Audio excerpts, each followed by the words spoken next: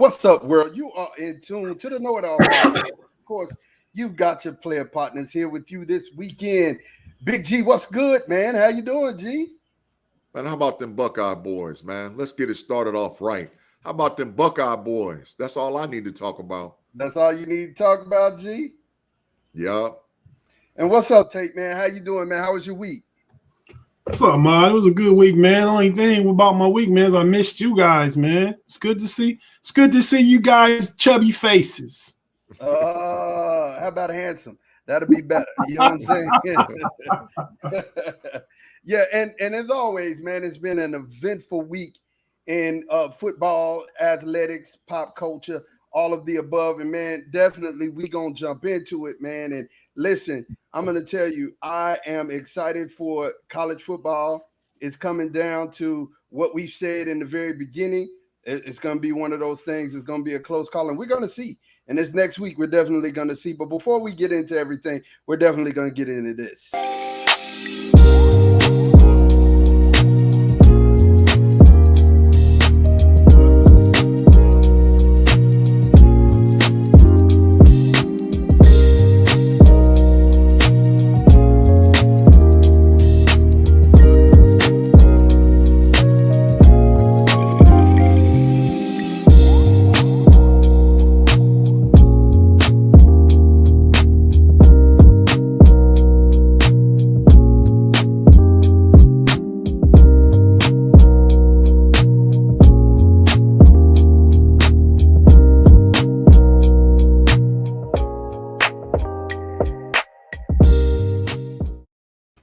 Yeah, man, we are back, and listen, man, we're gonna get it started. Them Ohio State Buckeyes showed up and showed out yesterday. They brutalized. I'm talking about absolutely brutalized Michigan State. What'd you think about this win, G? I know you're excited and you're hyper about it. Talk to me about it. Man, I gotta really say that I was thoroughly impressed by the Buckeyes. I mean, it's my squad. Everybody knows that I've been rocking with them boys for about 40 plus years. But the issue is that Ohio State has showed that they might be the best offensive team definitely this year. And they're starting to contend with some of those greatest all-time offensive teams that ever played. We start talking about the 2002 Miami Hurricanes, them old school Florida State boys, them LSU boys from a few years ago. The Buckeye boys is slowly approaching. Now, I don't want to get too far myself because, we got to play them scrubs from the north, come Saturday. But after we handle our business with them scrubs and handle our business in the Big Ten championship game, I'm ready to see them Georgia Bulldogs. I'm ready to see them because I don't think they can handle the pressure. I don't think they can deal with it. The thing about this, G, is when we start thinking about best offenses in college football, Ohio State is the best offense in college football, without a shadow of a doubt. There's nobody who can kind of argue that. I mean, this offense is phenomenal. Literally, they've got three that should be in the running for the Biletnikoff. Don't even get me started. I mean, the Biletnikoff to me at this point is a sham if it doesn't have Smith and Jugba and Garrett Wilson in it, who are virtually uncoverable. I think Olave's body of work got him there. But yeah, and then you got the youngster Travion Henderson, who is a beast in the backfield. Grown man. And the offensive line is really talented. So I think when we look at it, this is one of the best offenses that we've seen in college in a long time. Now, is it the best? I won't say that. I'll definitely say, because that Miami Hurricanes, their roster is just ridiculous. Yeah. Now they may not have had the numbers because the offense was different. They weren't throwing it around as much, but definitely. When you got McGahee and Clinton Portis on one team, it's just stupid. It doesn't make sense. You know what I mean? It just really doesn't. Sean Taylor and Ed Reed on one. It doesn't make sense. You know what I'm saying? Of course, that's the defensive side of the ball, but that's definitely the roster. And Tate, what did you think about this Ohio State win, man? Talk to me about that. Man, I knew some people.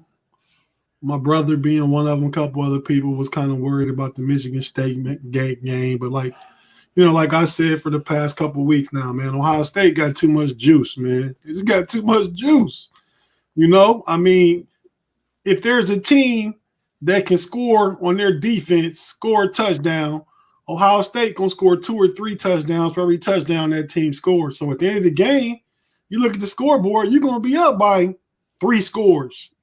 So I was never worried. Next, and they jumped Cincinnati and Alabama in the AP poll to jump to number 2. I kind of seen that coming. I didn't maybe not this week, maybe after next week. I kind of was predicting that after they beat number 7 and number 6 in back-to-back weeks. But C.J. Stroud is definitely a Heisman finalist between him and Bryce Young, Alabama's quarterback. If C.J. has a big week next week against Michigan in the rivalry game, he'll be looking good for that award. Chris Olave, man. I mean, it's not just his body of work. I think Chris Olave got 14 touchdowns this year. Yeah. And I think he went over 1,000 yards yesterday. So, yeah, Garrett Wilson is great. And Smith and Jigba is great. Garrett Wilson missed the game. And, I mean, with Olave, you just got that level of consistency. Plus, he's a senior, so there's probably something to it for that, So I'm pleased with Ohio State. Like I said, next week's game is going to be tougher. I don't expect it to be 49-0 at halftime. No. It's a rivalry game. It's in Ann Arbor. Michigan's playing well. Harbaugh's never won, so you almost want to think they might be due. You know what I mean? But at the end of the day, Michigan got a strong defense, but if they stop Ohio State, they hold Ohio State to 30, 31, 35 points. Michigan don't got enough juice to get that many points. So I'm really not too worried about that game either.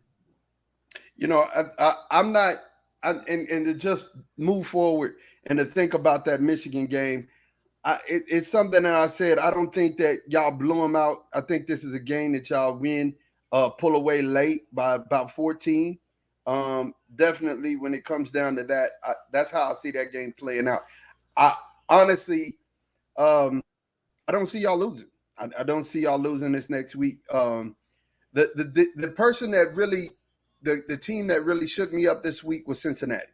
Cincinnati proved that, hey, they deserve a look because they were going to have to beat SMU. I didn't know the game was going to be in Cincinnati, which factored, but still in all, they came out and took care of their business. You got to make it happen. And Tate said it earlier. That was my thing. I thought you were going to look past it. Now, Houston's still on the horizon, and let's not look past East Carolina. East Carolina, you got to go into East Carolina and win, and East Carolina's going to have that place rocking. We'll see. They're going to beat the brake shoes off East Carolina. I mean, East Carolina's they 7-3. They're going to beat the brake shoes off. You've been picking them against Cincinnati all year. Hey. I think they actually can win this game. I mean, the thing that I'm saying is they have to go take care of business against Eastern Carolina. Do not look past them, and then go and take care of your business against Houston, and you will be fine. Cincinnati will be fine. That's it. You know what I mean? I actually want to see Cincinnati get there so that we can kind of break up all of this SEC thing. You know what I'm saying? Because at this point, it's just the SEC and 2 other teams, or SEC and another team. We need to break that up. So I'm rooting for Cincinnati. I don't think we're going to have a problem, bro. I think the issue is going to be is that the Bearcats going to handle their business. The Buckeyes going to handle their business. The issue is Bama going to get popped, and I believe so. They're going to either get popped by the Auburn Tigers or Georgia. Georgia definitely. But that quarterback that's replacing Bo Nix, TJ Finley, he's not bad. Oh, he's not bad at all. It was a bad call that gave South Carolina the game last night. Yeah. And then Auburn and Bama is a rivalry. So I think it's at Auburn. Yeah, it's at Auburn. It's at the grass hedges. Yeah, it's popping off down there, man. At Auburn. Yeah. So yeah, I'm anticipating a competitive game anyway, especially the way Alabama let Arkansas score 35 on them. Hey man, they can't really pass, and they can't really pass. Listen, no, they got a good wide receiver. He can't really pass. You're right. They got a good wide receiver though. He's a dog. He's a possession receiver. Travion Burks. Then the fake field goal fake field goal works. You know what I'm saying? I got a question. If what I said happens, Buckeyes handle their business, Bearcats handle their business, Georgia Bulldogs handle their business. You got Notre Dame, a 1-loss Oklahoma team, and a 2-loss SEC team. Who gets the 4th spot in the playoffs? I'm going to tell you, I still maintain that my dark horse in this whole thing is Oklahoma State. All they have to do is win out, and they jump Cincinnati. They got 2 losses. Doesn't matter. They jump. No, they don't. They only have 1 loss. They only have 1 loss. Okay, so Oklahoma State got 1 loss, and Oklahoma got 1 loss. And they rank number 7 right now. So if they beat number 10 Oklahoma, who would they play in the Big 12 championship game? Baylor? Yeah. No. They would play Oklahoma. They play Oklahoma back-to-back. Oklahoma with Bedlam next week. Right. But and if they win, Baylor lost to Oklahoma, right? Yeah, yes. Yeah, in their conference, they take the top 2. That is the correct. top 2. So Baylor beat Oklahoma because Lincoln Riley was beat Oklahoma State. Oh, I thought Baylor beat Oklahoma State. Lincoln Riley was mad that Baylor's coach kicked the field goal at the end of the game to add on to the score. That's right. Okay, so but Baylor has 2 conference losses. Baylor has 2 conference losses. If Oklahoma lose Oklahoma State, they would have 2 conference losses. Correct. So they would play Baylor. Right. They would play Baylor. And then if Oklahoma State beat number 8 and number 7 Baylor, which they would be if they win, Oklahoma State could jump up in there. Yeah. So as the 4th team. As the 4th team. They would jump Cincinnati just by on the power. They won't jump Cincinnati. He said Cincinnati went out, Ohio State went out, Alabama went out. Who the 4th team? Yeah, for sure. So that means that Alabama gonna get dropped out. Who would get that spot? No, I think if Alabama loses a close game to Georgia, they still get in. They're not putting a 2-loss SEC team in the. They still get in, bro. Why Alabama? Yeah, they're not putting. I don't want them to get in, but they still get in. They gonna set it up this week with the poll this Tuesday when Alabama be at 4. When they be at 4, if you rank at 4 and you lose, bye.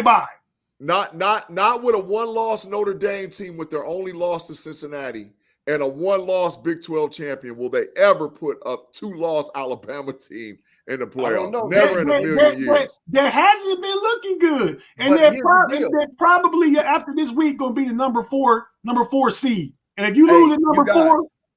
You guys, think about this. And check me if I'm wrong. I've been hearing this from every publication, print, and every sportscaster who's talking about it. And I guarantee you'll hear it again this week. If Alabama wins out, gets to the SEC championship game, and loses by 3, the committee is still going to weigh more on a Alabama team that took Georgia to the wire, who nobody has, than they would anybody else. And I hate that. It's not biased, with Notre Dame. Not with Notre Dame having 1 loss, and their only loss to a playoff representative, 3rd-ranked Cincinnati Bearcats. Notre Dame would get in before, and Notre Dame has the fanfare and the pub and the pool to want to be in the playoff. Notre Dame would go in. And then we looking at Oklahoma State potential resume. Correct. Being a 1-loss Big 12 champ that ran the gauntlet of beating Oklahoma and Baylor back to back. Or Oklahoma being a 1-loss Big 12 champion with 1 loss and only lost to Baylor. So I think those resumes stand up way higher than a 2-loss SEC non-champion. I'm just gonna tell you, Cincinnati's the odd man out in these scenarios. No, they're just the odd man. They're out. in. Cincinnati with the win against SMU played themselves into the playoff. Cincinnati is in the playoff. All they gotta do is win their last game. They control their own destiny. They went out, they're in. So Tate, I want them in. Here's my thing. But listen to me, you guys. Just hear me out. It could happen. It could very well happen. Not if Cincinnati went out. If Cincinnati loses, it could happen. Hey. No, if Cincinnati wins out, it could happen that Oklahoma State, if they win out, will jump them because of the strength of schedule. Then if Alabama loses in the championship game against Georgia, then guess what? Or get this, Alabama beats Georgia. If Alabama beats Georgia, Alabama and Georgia will make the playoffs. And you would have Ohio State. That's No, if that's Bama how you beats get two Georgia, SEC teams in. there'll be two. But if Alabama loses to Georgia, there'll be one. There'll be one. Hey, and I'm willing to do the family thing. Let's put some corner time on it, bro. Let's put some on-air corner time where you got to stand up and face the back of the camera and say Big G is the know-it-all of the family. Let's put that on it to say that them jokers that say that a 2-loss Alabama team don't make the Big 12, don't make the playoff. Let's put some corner time on it. I'm willing to put my mouth where my pride is at. Them Alabama ain't going with 2 losses. I tell you what, G. If Alabama loses a close game, if they lose a close game to Georgia, I would be willing to put some corner time on it. Even before the poll come out, you put some bet. That's a bet. That's a bet that they won't make the playoff. If they lose Georgia, a close, and I'm talking about a last second close game with a last second field goal. Nah, they still ain't gonna make it. 3, if they lose by 3, I will bet corner time that they will still make it. Tate, you the witness. World, you the witness. Hey, they ain't going with 2 losses. The witness is the tape. The witness is the tape. It is what it is. The witness is the tape. Hey, man, so moving forward, you guys, as we switching gears, man, definitely we're going to jump into a review of this wacky football league that we're watching in the NFL, man. I mean, you got COVID, people on COVID lists.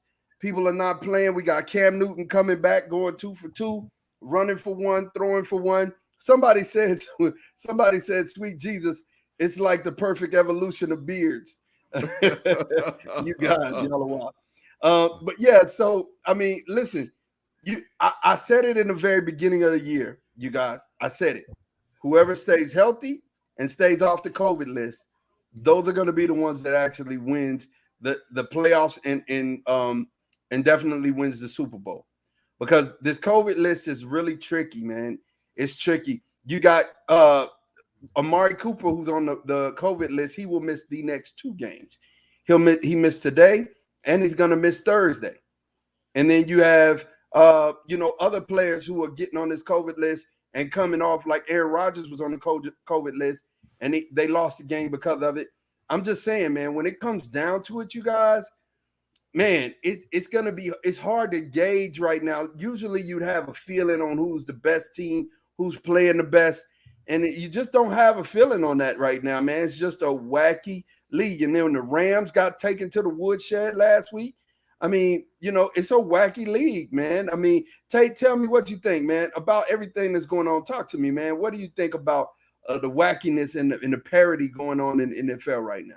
Well, I think that's exactly what it is. And that's what the NFL wants is parity, man. So, I mean, you got all these teams bunched in. You got the Patriots at 7-4. They passed Buffalo today. The Bills are 6-4. You got the Chiefs, who was looking bad a month ago. Done won like 4 straight games. Now they 7-4, leading the West. The Ravens should have lost today without Lamar Jackson. Chicago gave it away, but they're 7-3. They're in first place in the AFC. Pittsburgh behind them at 5-3-1. Cincinnati and Cleveland in that division is behind in 3rd and 4th place, but they both got 6 wins. The Titans lost today to the Texans. They lost to the Texans today. Yes, they did, bro. You know what I mean?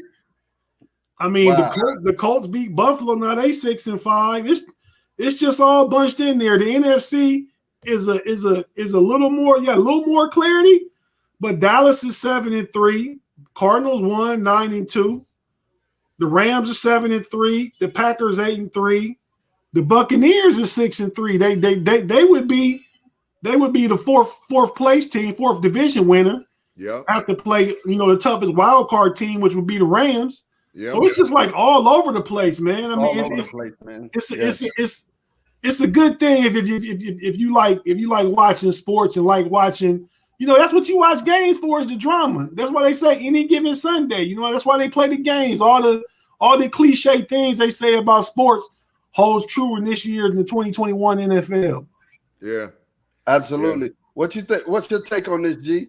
Man, if you anybody but the New York Football Giants, the Jacksonville Jaguars, the Houston Texans, and them poor Detroit Lions and New York Giants, man, you got a shot. You got a shot to get in, man. And the crazy thing is that in the same year where there's no clear-cut favorite, there's no clear-cut favorite for an MVP. This is the first year where you can look across the league and you like, man, who's going to win the MVP? Well, defensive MVP, I think there's a clear-cut favorite. Even though I can't stand their team, Myles Garrett is the best defensive player in the NFL right now. He, by far, him or Aaron Donald, you got to give it to him.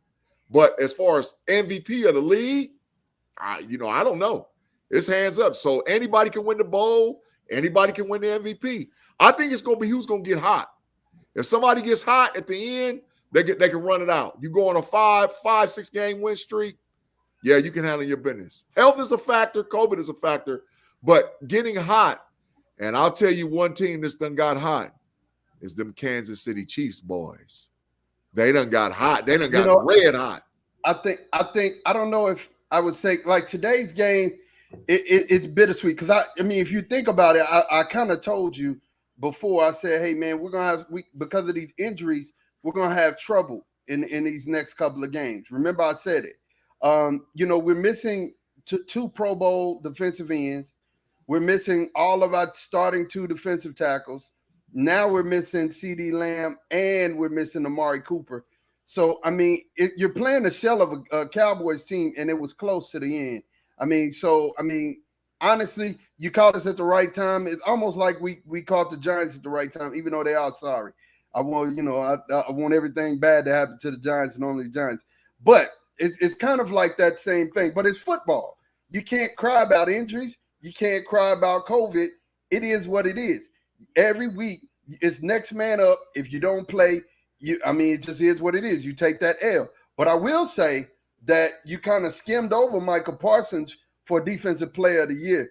The youngster definitely rookie. He gonna win Rookie of the Year, landslide. But do you realize he has 9 sacks? Yeah, he's gonna win Rookie of the Year. Y'all cats ain't even uttered T.J. Watt's name. He got 12 and a half sacks and missed 2.5 games. I said Rookie of the Year for Michael Parsons, but Myles Garrett, man, is killing them boys, man. I think Myles Garrett got 13 sacks. He ain't too far ahead of TJ. Yeah. Myles Garrett is the leader, and he has 13. He is. And that's a lot. Yeah, that's a lot. Myles Garrett is the manimal. You know what I mean? He's the manimal. Myles Garrett has 13. TJ Watt has 12 and a half, and he's played 2 less games. Matthew Judon is 3rd with 10 and a half. Yeah, with the Patriot boys. And then Micah has 9. That's crazy. That is crazy for a rookie to come in. First rookie we've ever had since DeMarcus Ware to come in with 8 sacks, but he has 9 today. He got his 9th one today. It's a good year. It's parity, a lot of parity in the NFL right now, man. And definitely, it's wide open. Big G had it right, man. It's wide open. You never know who's going to win from week to week. And, it's really like a coin toss, what team you're going to get. And are they going to be healthy? You hold your breath all the way to Saturday, hoping that you're going to get the complete team. But it is what it is. How many sacks did Michael Parsons have today? 3. Okay, yeah. They said he had 6 coming into today. Hey, check this out. Shout out to them Kansas City Chiefs that went into the old playbook and ran the inverted wishbone for a touchdown and ran the reverse option for a touchdown. I'm feeling it, man. I keep telling everybody, mobile quarterbacks is the wave of the future. Your quarterback better be able to run that thing. If he can't, you ain't going to win. It's the mobile quarterbacks is not the wave of the future. The RPO is the wave of the future. The run pass option. And Mahomes is not a running quarterback. He's capable of scrambling and picking up first downs with his legs, but he's not a running quarterback. Right. He run that RPO, and that RPO is dangerous. You know what I'm saying? It's super dangerous. Man, so over the weekend, I saw something that was really, really good, man. I watched the Rock and Roll Hall of Fame, and, man, LL made me love hip-hop all over again, man. When you started to think about MCs, and we've all had this list. We even talked about this list earlier in our program, we talked about the greatest MCs of all time, man, and LL's name came up. But, you just don't realize how polarizing of a career he had, man. This guy had done so much. He was Def Jam's first artist that they signed, their first artist. Everybody thinks that, oh no, it was Run DMC, but no, it was actually, it literally was actually LL Cool J. And you know, some of the things that really stuck out was the parting gift that Def Jam gave him. You know, they didn't give him some big car, or they didn't give him, you know, a whole bunch of stock. They gave him a watch, and he said it was a cheap watch at that. You know, but one of the things that blew me away is that this man lasted 10 years, 10 whole years with albums that were number one. How? You know what I'm saying? Just like what Jay-Z said, all of Jay-Z's albums that he's ever dropped has been number one, except Reasonable Doubt. How is that? How does that happen? You know what I'm saying? Longevity. And it was good. That was another thing. It was actually good to see two MCs get into the Rock and Roll Hall of Fame. And I didn't realize, and I'm going to give it to you guys after this, I didn't realize I was such a big Carole King fan. I grew up with Carole King's music in my house and never knew it.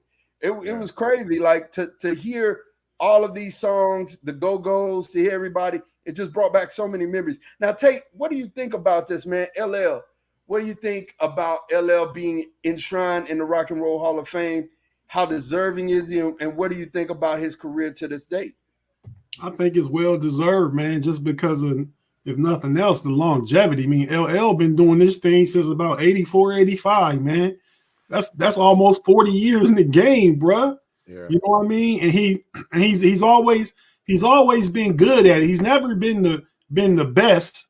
Maybe early on those first few years you might consider him one of the best, but after those early years, he's just been consistent. And then he transitions into acting in Hollywood and a pitch guy and doing commercials. I mean, LL is well deserved to be in the Rock and Roll Hall of Fame. And I didn't see what you saw. I didn't see it, but I tell you what, I watched the Terrence Crawford Sean Porter fight last night, and Terrence Crawford came out to "I'm Bad." Oh my gosh, that was just like you was feeling it. Yeah, you were feeling it. Yeah, man. Yeah, man. And then the "I'm Bad." See, that's something that took you back, and it's crazy when "I'm Bad" came on. I said every word. I remembered every freaking word, and it's crazy that, you know, songs can do that to you. And I mean, Radio, his first album was a classic, and he made classics all the way through his career. You know what I mean? He did the song with him and J-Lo. You know, he did Going Back to Cali, which Snoop was like, yo, that was my favorite song. And, you know, the things that LL was able to do, I thought was great. And then Dave Chappelle's introduction of Jay-Z was something else too. Did you see Dave Chappelle's introduction of Jay-Z? That was something else. You know what I mean? To see the love that they have for one another, and then just saying, hey man, it's good to have my boy inside of this Rock and Roll Hall of Fame here in Ohio. That was big. It's super big. I was grateful for that. I was grateful for that. Yeah. So Jay-Z made it too? Yeah. Jay-Z did make it. Yes. Jay-Z made it. It was LL made it in the Musical Excellence Award category. Jay-Z made it in the Performer category. Absolutely. Yeah. And I'm shout out to you, y'all. You know, I know we're talking about hip hop and all whatever else, but shout out to Tina Turner for finally making it to the Hall of Fame, man. Yeah, long overdue. Overdue. Tina Turner is one of the greats in the history of music. You know, why she wasn't in doesn't make any sense. But shout out to Tina Turner for getting in. She was there. She was just there with Ike, right? She was there with Ike and Tina Turner. But she went in this year on her own merit. Right. As Tina Turner as a solo act, which was great, man. And then you know, I forget the German group that went in this year. The Foo Fighters? The Foo Fighters? No, it's another German. It's a German group. It does start with an F, but I forget their name. But without them, we don't have Planet Rock. Yeah. You know what I mean? Bambaataa took Planet Rock from them, and you know, a lot of the early even Kings of Rock, Run DMC, Craft. There it is, Kraftwerk.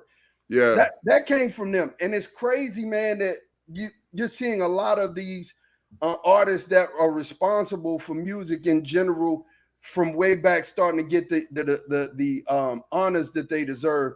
And just like you said with Tina Turner, that was great. And then Carole King, you know, definitely Jay-Z, definitely LL, you know, then the Foo Fighters, and then the Go-Go's.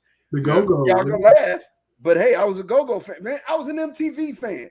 Well, the issue is, if you think about like the Foo Fighters, the Go-Go, you know, the Craft people, and how much sampling has actually went across hip hop with those artists. Even Tina Turner stuff has been sampled, you know, so we don't really have the culture of hip hop without all that sampling, with all that music.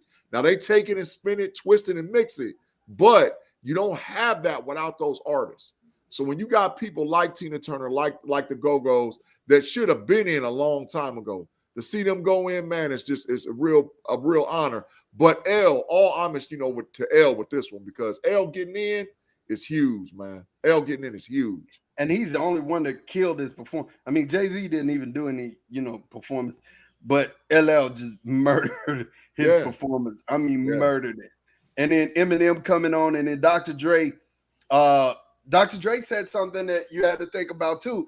He said, man, you can only name 2 artists that have been around for 40 years, basically, you know, in his hip hop thing. Yeah. And he looked at LL, and then he looked at himself like, can you name anybody else? You know, and he's had hits in 4 different decades. Yeah, Q. Yeah, Q. I mean, literally, but there's not many. There's not many. I think Dr. J probably giving himself a little more longevity than Q when he was with the who was he with early on before NWA? World Class Wrecking Crew. Lipstick and lace, baby. He counting them years before NWA got jumping off. So he putting himself in with more longevity than Cube right now. Yeah. But Cube is on the cusp. Cube definitely is. I mean, Cube just had a song with Snoop that just came out. Yeah. It ain't a hit, but I mean, he's still making music. The one with Snoop, E40 and Too Short. And Too Short, yeah. They still making music, you know. Yeah. And it's one of them things that you gotta applaud them for. They still in the game this long, and it's wow. But kind of shifting gears and downshifting, you guys, man. That put me in the mind of TV shows, because you know, LL, he played on, you know, he had a sitcom, and you know, we were talking in the house. What's it called? In the house? I think that's what the name of it. Yeah, it's something like that. That was the name of it. But you know, we talked about rapper actors. We talk about the greatest rapper actors, and when we talk about the greatest rapper actors, you know, LL's name came up. But let's talk about sitcoms, man. Like, what was you guys' favorite sitcom growing up, or what would you think is like your favorite sitcom ever, like the best sitcom ever, regardless of genre, regardless of you know, ethnic or ethnicity? What was like your favorite show? Tay, you got him. Go ahead, man. What you think? Man, that's a tough one. But my favorite, if I was saying my favorite, and I'm going back to being real young, because I think it was probably started before I was born, or maybe shortly after I was born. So, and I was watching the episode yesterday morning. It was on comes on TV every Saturday morning, I think on Stars, about Sanford and Son, man. Yeah, Sanford and Son is so funny. Yeah, even today. I mean, it's probably almost 50 years old. Some of the episodes, 45 years old at least. Yeah, and it's still hilarious, man. Yeah. No, it was funny. It was funny. What do you think, G? What would be your go-to? If you man, when Tate was on it, man, because I love Sanford and Son, man. The man, Fred G. Sanford, man, Red Fox. You know, for y'all that don't know, you know, that shout out to Red Fox and my uncle David Tyree, that was one of his close friends before that man passed and left this planet. You know, my Uncle David's been in the comedy game for about 50 years, man. So to know some of those people and rub elbows based on my Uncle David, man, it's been a real thing. But the shout out, man, to the Jeffersons, man. I love the Jeffersons. And I'm gonna tell y'all another sitcom I really like, man. Cheers, man. I like Cheers, man. I like Cheers. I think for me, man, it was all about Martin. There was nothing funnier than Martin. Still today, Martin Payne is Dragonfly Jones. Oh my God. I can watch Dragonfly today. Romy bust out laughing, even though I know what's coming. You know what I'm saying? Romy Rome. The funniest things about Dragonfly Jones or any of Martin's characters is watching the people around it. They didn't know what he was going to do, right? And watching them try to hold it together is hilarious, man. And then definitely you got the Jeffersons. The Cosby Show was one of my favorites because of the simple fact that you didn't see that a lot. You didn't see it a lot, and it was a really thorough show. It was written well. There was great jokes. It was great fun. And then don't forget about Good Times. Don't forget about Good Times too. Good Times. I'm finna shift gears again. Man, I went to Friends. I watched Friends. Friends was really good, and I appreciated Friends. And that was something that I would, I never really got into Friends. I knew about it, and I want to shout out my Aunt Lorraine who texted me and said that A Different World was her favorite comedy sitcom. But if I liked just in addition to me saying Sanford Son is my all-time favorite, I also was a big fan of The King of Queens. Yeah. And 2.5 Men when Charlie Sheen was on it. Yeah, that was hilarious. Yeah, he's a winner. He's winning. Yeah. Yeah, definitely. That was funny. That was the Big Bang. The Big Bang Theory is up there too, man. The Big Bang Theory. If you go back and watch it, it's funny, man. I used to watch Third Rock from the Sun. I recently went back and rewatched all of that again, man. Third Rock from the Sun had me hollering.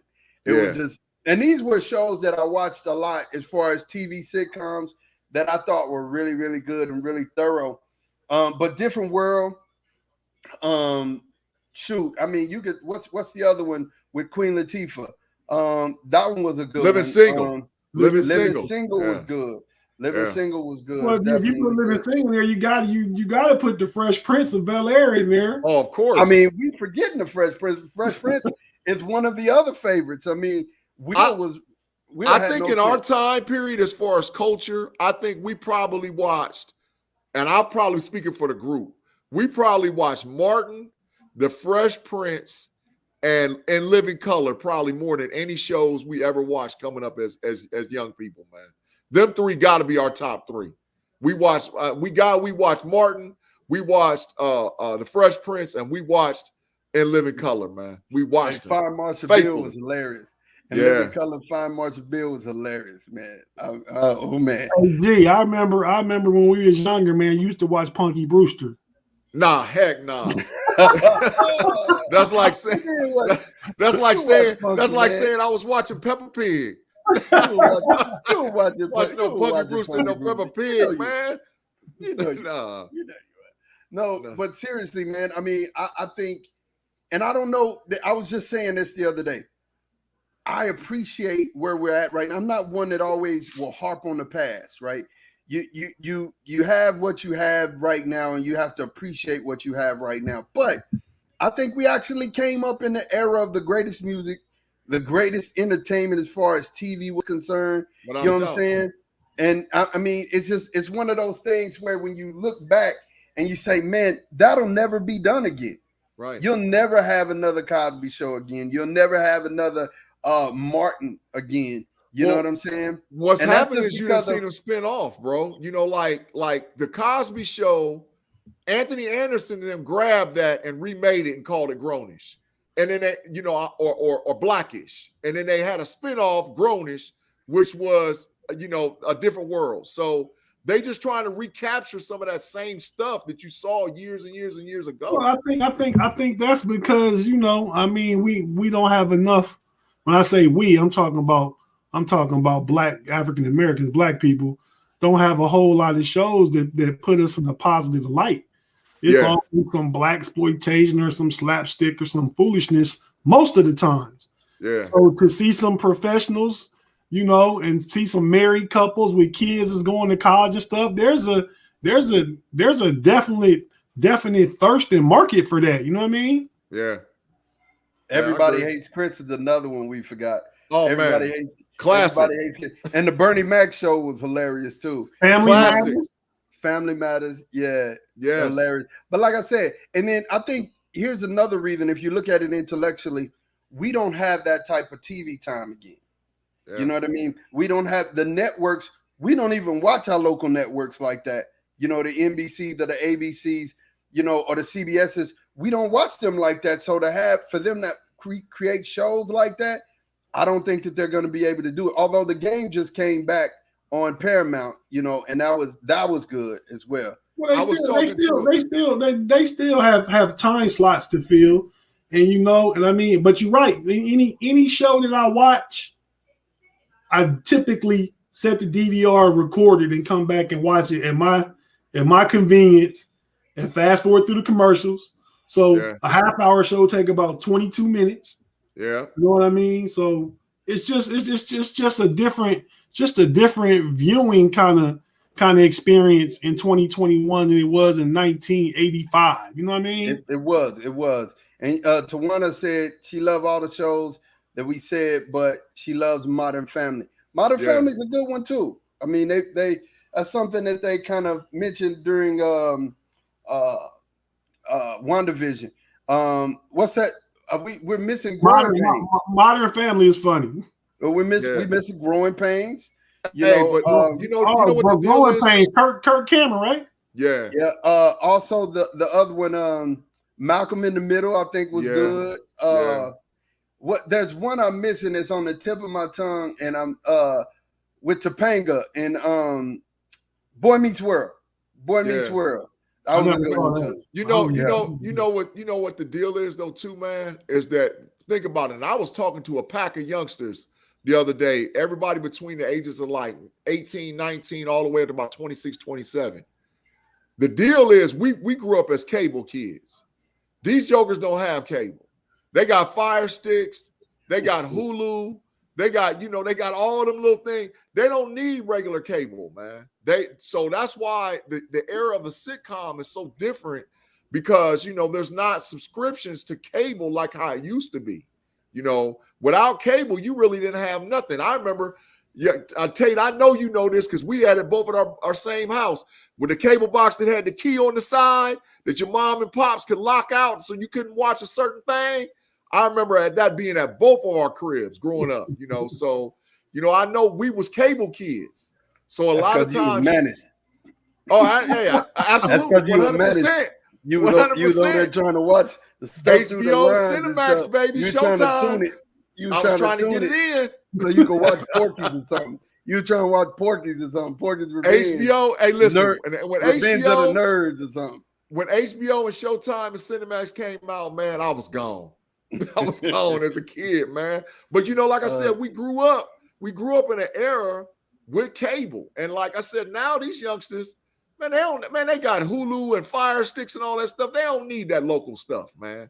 So that's why I think you won't get those type of sitcoms anymore. You won't be able to get that type of feeling and that type of rush anymore from that. And honestly, something that's a little bit more pressing, it's kind of, and we were talking about hip hop artists, man. It's kind of dangerous to be a hip hop artist now. I mean, you look at what happened to Young Dolph, and because it's like the blatant disregard for life at this point that people are having, and just because you don't like somebody, you're putting a price on their head. Yeah, Big and Pac were killed over the East Coast, West Coast beat, but seem like we should learn from that. We should learn from that. And losing Young Dolph at just, man just went to go get some cookies, didn't come back home to his wife or his kids. I don't care the type of music that he make. I mean, it's sad. It's sad. It's a sad narrative that's being written by the younger generation. And I really hope that we pause and take a pause and say, hey man, let's create great music, great content without creating beef. I mean, Mo3, he's another one that was lost to the streets in Dallas and was shot. You know what I mean?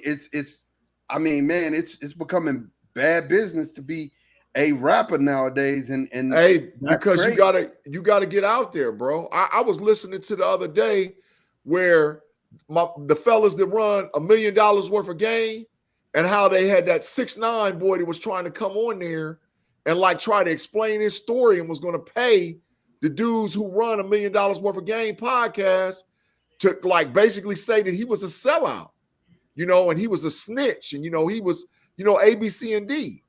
And I'm like, man, they're creating a culture of just like anti everything, and you know it's a scary time because these youngsters mash the gas, bro. They don't care nothing about nothing. I really don't think it's no different than it's ever been. I mean, rappers getting shot and killed are just a microcosm of the macro. I mean, things the community's been dealing with for the past 50 years. You know what I mean? I remember when I was young, and you know, I've seen a lot of people I knew get, you know, died by gun violence. Yeah, a lot of people. Man, you know, I thought once I made it to, because back then it was like your statistics said your chances of getting past that was better once you reached the age of 25. Right. And once I got 25, I still was seeing people dying that I knew from gun violence. You know what I mean? It can happen to me today, and I'm almost 50. Yeah. You know what I mean? So it's just out there. It's just out there in the metaverse. You know what I mean? Yeah. It's just part of it. You gotta kind of stay out the way, keep to yourself, not argue about senseless, petty things. You never know what somebody else might do, what kind of day they may have had, or things like that. But it takes maturity to be able to recognize things in those lights. You know what I mean? Because 25 years ago, a joker said something to me, we was gonna go at it, you know, win, lose, or draw. Now you pick your battles, man, because you should know better. Yeah. Well, I'm gonna say this as you know, I think if you look at all three of us, we had that cool uncle that we looked up to. You know, when we were coming up, we had that cool uncle who dressed nice, who you know had all of the nice fly stuff, drove the nice car. We are now those. We're the cool uncle.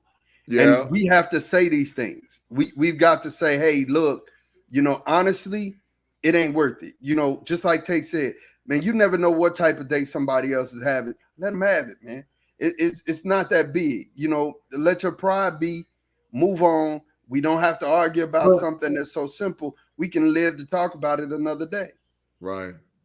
Go ahead, Tate. But you're right, Ma. But even then, it was different because my cool uncle, shout out R.I.P. to my uncle Eddie Lawson. Eddie Boy, yeah, man, was a player for real, man. The dress, the Lincoln Continental, and all that back in the day. But back then, you know, we get in a fight. I remember running from the neighborhood bully, Jason Lamb, ran down my grandma's house, locked the doors. What you running from? I said, Jason trying to get me. That joker pushed me outside and made get me out there and get it in. You know, uncle might not can't do that nowadays. It might not be good for your health. And Ma, you know, Uncle Romy Rome would put us outside in the front yard with the quickness, boy. Hey, like, man, you know, if anybody disrespect, you got to get it in, bro. You got to know how to handle them. You got to know how to fold them. I mean, but that's part of the cut. That's part of the cut that we got to put on our kids when we're raising them. And I mean, like I said, you know, I have two boys. You know, and with my two boys raising them, I've been blessed to be able to raise 27, 21. Yeah. And I've been blessed to help raise their friends. So, you know, be an impact on their friends and the cats that they hang around and be able to kind of speak into their life. I mean, it is what it is. It's like, you know, when we start really thinking about life, I can say, hey man, I've lived the place where you're at. And I've came out of that. And let me talk to you and tell you, it doesn't mean what you think it means right now. You know what I'm saying? Right. Somebody embarrassing you, you know, all right, man, take that, eat it. Because guess what? In about 5 minutes, they're gonna show you how insecure they were and the reason why they did it. and they're gonna come back and say something about it. You know what I'm saying? And then you're able to address it, and you're able to address it in a way that doesn't escalate. But when you stand in moments like that, it's gonna escalate. And when you got to prove, I mean, think about this, and then I'm gonna get off this. This man had a turkey event planned where he was gonna give out turkey to the needy in his community, right? And now he can't do it. He dead. Who's gonna pick up the reins and do it for him? So then now there's a whole community that suffers from the selfishness of one other individual. We're not gonna talk about what he did or what he didn't do. We're gonna talk about the fact that, hey man, look, it just got to stop at some point. It's got to stop. It's got to stop. And as the cool uncles, quote unquote, we got to do our part to say, hey man, it's not cool. Yeah. It's not cool. I'm telling you, in my community right here, man, and I ain't being braggadocious. I'm just telling the truth. There's a whole pack of boys I done raised. I'm the cool uncle. I'm daddy. I'm the one. I'm Mr. Gurley. I'm Big G. I'm all them different things with these kids, man. And they sit around and they listen to me, because it's obvious that it's something that they see in me that they want to duplicate in themselves. So I feel you, Ma, when you're talking about the responsibility of us as men in our community. We got to talk to these youngsters, man, because sometimes all they really need is somebody just to talk to. I can't tell you how many kids, young man, done folded up in my arms crying, man, just because life pressure had just fell on them, man, and they didn't know what to do, and they was ready to shoot, kill, fight, stab, and steal. But because they didn't do it, and they had an opportunity just to get it out of their system, some of them is living really good right now, man. So that's not a braggadocious thing. That's just saying that's all of our parts. We all have to do that to continue to make this thing a little bit better, man. Because our uncles would have done it for us. You know what I'm saying? Our uncles, our dads, they would have done it for us. So we got to do that for them too, man. And you guys, it's just not. We talk sports, but definitely our heart is for our community. I mean, you could go back to our episodes with Ray Jackson. And definitely my guy who played football, Kevin's cousin. So there was an episode there that y'all should check out because it had a lot of these nuggets inside of there. And man, I mean, we don't, like I said, we don't just talk sports, we don't just talk culture, but we talk life. And definitely that's one of my parting shots is, man, just make sure that you understand that the past is behind you. Today's the day you could change tomorrow, and tomorrow's gonna come regardless, unless you do something to inhibit or stop tomorrow from coming. And tomorrow's a better day. Today may be one way, but tomorrow's is another day. And if it's raining, definitely it's not gonna rain always. It will change. So anybody else have any parting shots before we get up out of here? Tay, you got it, because I got one. I got a blockbuster. I heard, man, just piggybacking off everything both y'all have just said in the past 5 minutes, that when you live in the past and you think about the future too much, you cheating your present. That's right. Kind of just be grounded in the moment, man, and think for that moment right there, and don't do anything too drastic. Don't get too far ahead of yourself. I think about the connected to sports happened a few weeks ago. We talked about it, the Henry Ruggs thing. I mean, that young lady died in the vehicle that he hit, and that's a terrible tragedy because she didn't have nothing to do with any decisions he made. Just his decision affected her life. But even his decision at a 22-year-old, man, doing something that does not condoning it, but man, you understand that at that age, us young people, young men especially, make some foolish decisions. So to see a young lady tragically lose her life, and now he's lost his career and going to prison and stuff like that, I mean, it's just sad to see. So you just got to just kind of make the best decision you can in every moment that you're blessed with. Yeah, definitely. I agree. G, you got your barn burner ready? You locked and loaded? Man, I'm ready and locked and loaded, man. All right. All right, man. This is it, bro. and this shouldn't be no real surprise to none of y'all. First of all, I got to say this. Tate, you're absolutely right with C.J. Stroud being the best passing quarterback in Ohio State history, number one. Number two, the Ohio State Buckeyes will not only punish the team up north this next week, but we're going to go on to win the chip. And I think that Ryan Day has put himself in position to where he can build a dynasty very similar to Nick Saban and what he's done in college football over the last 10 years, starting this year. He's been building momentum. He's got him right there on the cusp. I think he's got the quarterback that he needs to run the offense like how you want to run it. And I think it's our time. I think it's our time. I don't disagree. I mean, Nick Saban got like what, five votes in the last 10, 11 years. Yeah. I mean, if Ryan Day want to stay that long, he about to have CJ Stroud for another 2 years after this one. And I can definitely see Ohio State giving it to Georgia. Georgia's defense ain't been pressed like Ohio State offense can press a defense. And they will press them. And they will press them. Right. Because you're gonna have to figure out what you want to take away from this Ohio State offense. And if you try to take away that running game by committing another man in the box, he gonna hit you over the top. Hey, I got a question real quick. So what I knew all year, ever since they snuck into the horseshoe and beat Ohio State in week 2 with a freshman quarterback, that Oregon was fugazi. And they proved it last night. Yeah, man. Yeah. Hey, they got Utah took them to the woodshed and spanked them like they were grandkids. It was really bad. It was really bad. I was like, man, golly. But I knew Oregon was going to drop one. We had been saying in previous shows, Tate had said it, G had said it, I had said it. I knew that at some point Oregon was going to drop one. We just knew that they weren't that guy. Like the dude said, you're not the A-pal. You're not that guy. They weren't that guy. They're not that guy at all. So really, them dropping down is nothing. It's that bunch that we just don't know, man. I just hope that this isn't the year that we're all belly aching and complaining again that Alabama with a close loss to Georgia is still in the playoffs. They're still a team to beat. All that will do was quantify what I've been saying for 10 years about the Bama SEC bias.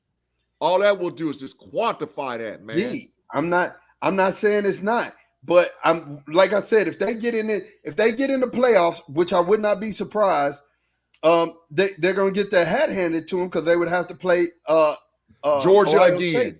They'd have to play Georgia again. No, well, yeah, they would because they'd be the 14. Yep. Listen, and I'm gonna say this one last time. If Alabama lose, they not getting in. If they lose, even the last 2 games, they not getting in. For sure. So you know. I feel you guys, but man, look, it's been great. Hey, Ma, I know I want to ask you about. What's that? Is Sark gonna get fired, man? What's up with this? Texas ain't had a 5-game losing streak in 65 years. I've been saying it. Sark won't get fired. He won't. Sark won't get fired. As a matter of fact, what's tripping me out, y'all know I've been complaining about this for a couple weeks. I've been complaining that we ain't getting any type of offensive line or defensive line help, right? And guess what? We've had 3 defensive linemen and 2 offensive linemen commit because they were all at that Kansas game. And the funny thing is that instead of turning them away and repelling, they told them, hey, man, you could play right now. So that was a selling point where these guys came in. And literally, that's all they need. And then the other thing, Brian Jones said this in an interview. And, you know, hey, Brian Jones said it. I didn't. Brian said that, you know, until the AD and a lot of the alums get out of football and stop telling people who to play and stop telling the coach who they got to play, Texas is going to have this same record repeat itself from time to time to time to time. Now, Brian Jones said this. I didn't say that. Brian Jones, a linebacker for the University of Texas in the 80s, went and played professional football, who is an announcer. he said that until the alum and AD get out of telling people who to start, and you can read through these lines all you want. You read through the lines all you want. He said until that happens, definitely Texas is going to be where they're at. But you guys, look, man, I want you to know, for real, it's been a pleasure hanging out with you guys.